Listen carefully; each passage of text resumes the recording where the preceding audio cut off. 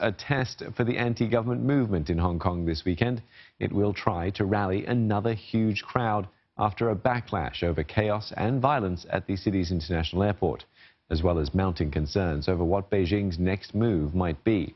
A rally took place in Cheta Garden earlier. Tonight's protest was organized by several student unions. 2 mass marches scheduled for the weekend have been banned by police, citing safety concerns.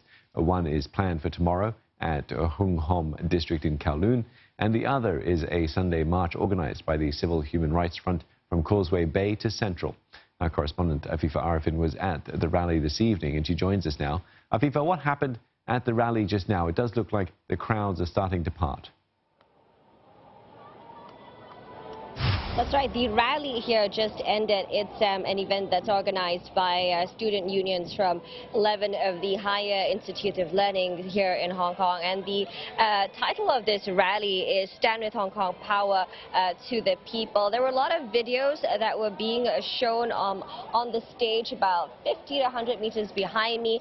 There are a lot of guest speakers from countries like the UK, the US, and local speakers here as well. There were thousands of people that gathered here tonight in the past 2 hours, spilling out of the Cheta Garden. Many of them were seated in the streets, but it was a very, very peaceful rally. The whole objective of the rally was just to gain, for the international audience, to gain more awareness about the protests and what the people in Hong Kong are fighting for. And it's also calling for the UK to declare a Chinese breach of an international treaty, the Sino-British Joint Declaration that was signed in 1997.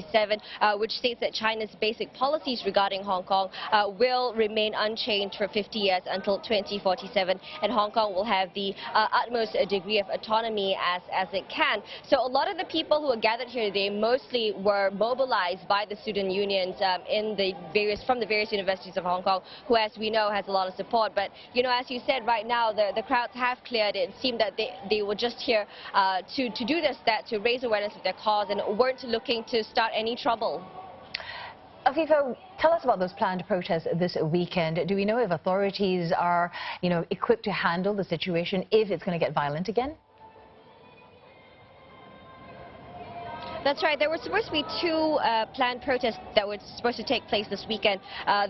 The one that is supposed to take place tomorrow did not get the permit approved by the police, and the one on Sunday at Victoria Park, well, only the rally portion is approved. The march around that area did not get the green light, but protesters, as we know from our experiences over the last couple of weeks, whether the police have issued the green light or not, protesters will still take to the street regardless.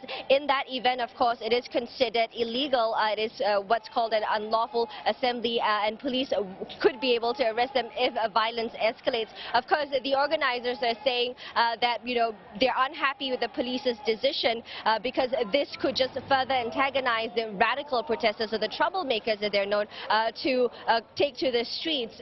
What we're also seeing is that the police are defending their decision to not grant the permits for these protests to take place, given the history of protests escalating into something a lot more violent. They are afraid that radical protesters, despite them being a very small group, could, hijack the event and put the lives of peaceful protesters, shop owners, as well as residents in the area in danger. The police, however, have assured people of Hong Kong that they are able to really control the situation. They say that they have not mobilized their full force yet. There are 30,000 uniformed officers, and they still have a depth of resource. So they are assuring people that, they still have the situation under control, although they did admit that a lot of their officers are emotionally and physically tired from all the months of confrontation and the escalating violence that we have seen in the past couple of weeks. All right, thanks for that, Afifa Arifin, speaking to us from Hong Kong, and she is at Cheta Garden, where a rally is thinning out.